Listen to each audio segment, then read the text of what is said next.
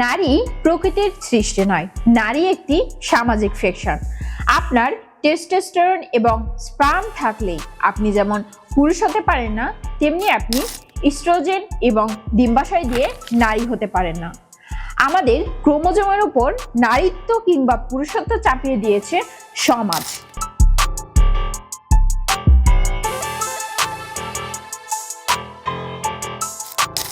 একটি ভ্রূণ বিকাশের প্রথম 6 সপ্তাহ নারী হিসেবে অস্তিত্বশীল থাকে, তার ক্রোমোজোমাল বিন্যাস যাই হোক না কেন। ওয়াই ক্রোমোজোমের SRY জিন সক্রিয় না হলে প্রতিটি ভ্রূণের ডিফল্ট মোড নারী।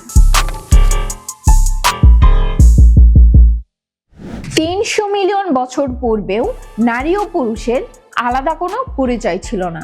কি শুনে অবাক হলেন? হ্যাঁ, কার্বনিফেরাস যুগে নারী ও পুরুষ জেনেটিক্যালি একই ছিল। সেই আদিম সময়ে আমাদের পূর্বসূরীদের লিঙ্গ নির্ধারণ করা হতো ডিম ফুটে বাচ্চা বের হওয়ার সময়কার টেম্পারেচারের উপর। একে বলা হয় এনভায়রনমেন্টাল সেক্স ডিটারমিনেশন।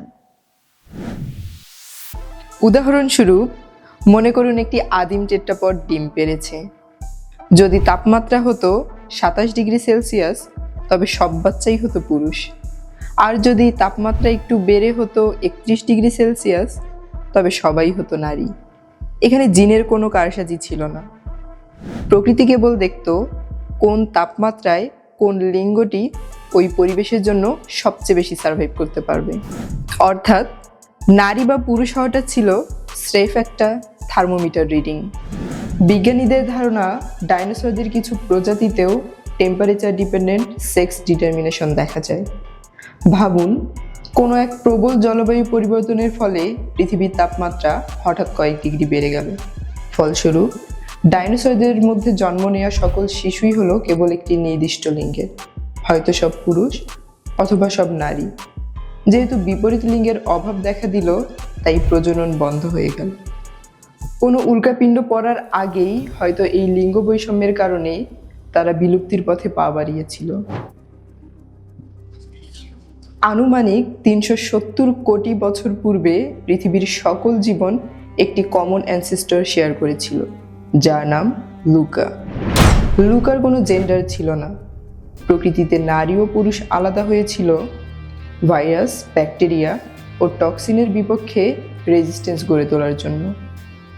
মনে করুন, আপনি একটি এককোষী জীব।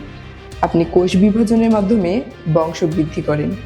আপনার ডিএনএতে যদি কোনো ভাইরাস বা ক্ষতিকর মিউটেশন থাকে, তবে সেটা ক্লোন হয়ে পুরো পপুলেশনে ছড়িয়ে পড়বে। এই সমস্যাটি সমাধান করার জন্য প্রকৃতি দুটো মেশিন তৈরি করলো, একজন নারী ও একজন পুরুষ। এই দুটো মেশিন যখন একে অন্যের সাথে জিন আদান প্রদান করে, তখন সেখানে জেনেটিক ভ্যারিয়েশন বেড়ে যায়। আর এতে করে প্রতিটি জীবের মধ্যে শক্তিশালী ইমিউন সিস্টেম তৈরি হয়। এখান থেকে প্রমাণ হয় নারী ও পুরুষ আলাদা কিছু নয়। ফিমেল একটি বায়োলজিক্যাল ফ্যাক্ট হলেও ওম্যান একটি সাংস্কৃতিক বিনির্মাণ। এবার আসুন, নারী যে একটি ফিকশন সেটা একটু বোঝার চেষ্টা করি। হলিউড ও বলিউডের 90% নায়িকার সৌন্দর্য গড গিফটেড নয়, ডক্টর গিফটেড। বলিউডের 90% নিজেকে সুন্দর করার জন্য বডি ট্রান্সফরমেশন করে। কখনো কখনো বডি ট্রান্সফরমেশন করার সময় অনেকের মৃত্যু হয়। জোসেলিন ওয়াইল্ডেনস্টাইন জীবন্ত উদাহরণ। তাকে বলা হয় ক্যাট ওম্যান। তিনি নিজেকে সুন্দর করার জন্য প্রায় $4 মিলিয়ন খরচ করে অসংখ্য সার্জারি করেছেন। তার চেহারা এখন মানুষের চেয়ে কোনো অদ্ভুত প্রাণীর মতো বেশি লাগে। মেরিলিন মনরো থেকে প্রিয়াঙ্কা চোপড়া, প্রায় প্রতিটি নায়িকার সৌন্দর্য ফেক। কিন্তু প্রশ্ন হলো, প্রকৃতি কি আসলেই চায় নারী তার সৌন্দর্যের বিজ্ঞাপন দিক? না, চায় না। আসল সত্যটা হলো, প্রকৃতিতে পুরুষই নারীকে আকর্ষণ করার জন্য সাজে। নারীর অর্নামেন্টস সমাজের সৃষ্টি, এবং এটার রিপ্রোডাক্টিভ ভ্যালু 0। আমার বক্তব্য কোনো ফেমিনিস্ট থিওরি নয়, এটা বিবর্তনের নিয়ম। পিককের কথা চিন্তা করুন। এ প্রজাতিতে পুরুষের লেজ 1.5 মিটার লম্বা। কেন? কারণ সে নারীকে আকর্ষণ করতে চায়। এদিকে নারীর লেজ নেই, সে অত্যন্ত ধূসর সাধারণ। ডারউইন নিজে বলেছিলেন, পিককের লেজ দেখলে আমার বমি আসে। বার্ড অফ প্যারাডাইজের গায়ের রং অসাধারণ। সে নারীকে আকর্ষণ করার জন্য জটিল নৃত্য পরিবেশন করে, কিন্তু নারীর কোনো বিলাসিতা নেই। পুরুষ বোয়ার বার্ড নারীকে আকর্ষণ করার জন্য বিশাল ঘর বানায়। নারী শুধু বসে বসে তার এই ড্রামা উপভোগ করে। 90% প্রজাতিতে পুরুষই অর্নামেন্ট বানায়, হরিণের শিং, সিংহের কেশর, মাছের রং। নারী প্লেন থাকে কারণ সে সঙ্গী নির্বাচনে সিলেক্টিভ। নারীর ডিমের পরিমাণ কম, পুরুষের স্পার্মের সাপ্লাই বেশি, আর তাই নারীকে নিয়ে পুরুষের প্রতিযোগিতাও বেশি। পুরুষই নারীকে ইমপ্রেস করার জন্য সাজবে, নারী কেন পুরুষকে ইমপ্রেস করবে? নারীর শরীর প্রাকৃতিকভাবেই পুরুষকে ইমপ্রেস করে।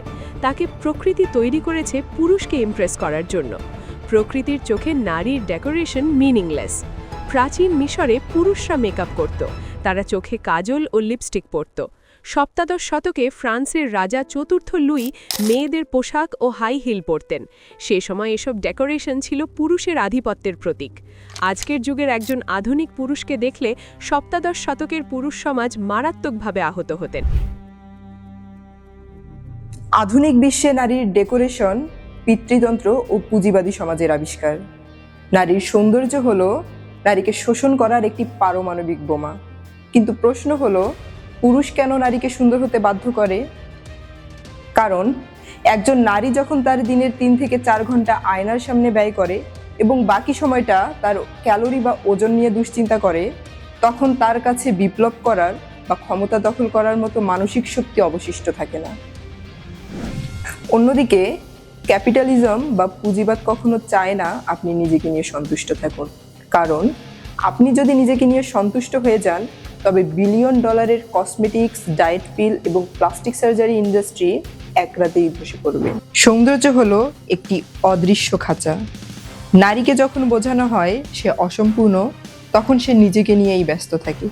সমাজকে ঠিক করার কথা ভাবার সময়ই পায় না। এটি মূলত নারীর মনোযোগকে রাজনীতি ও বিজ্ঞান থেকে সরিয়ে নিজের শরীরের উপর কেন্দ্রীভূত করার একটি কর্পোরেট ষড়যন্ত্র।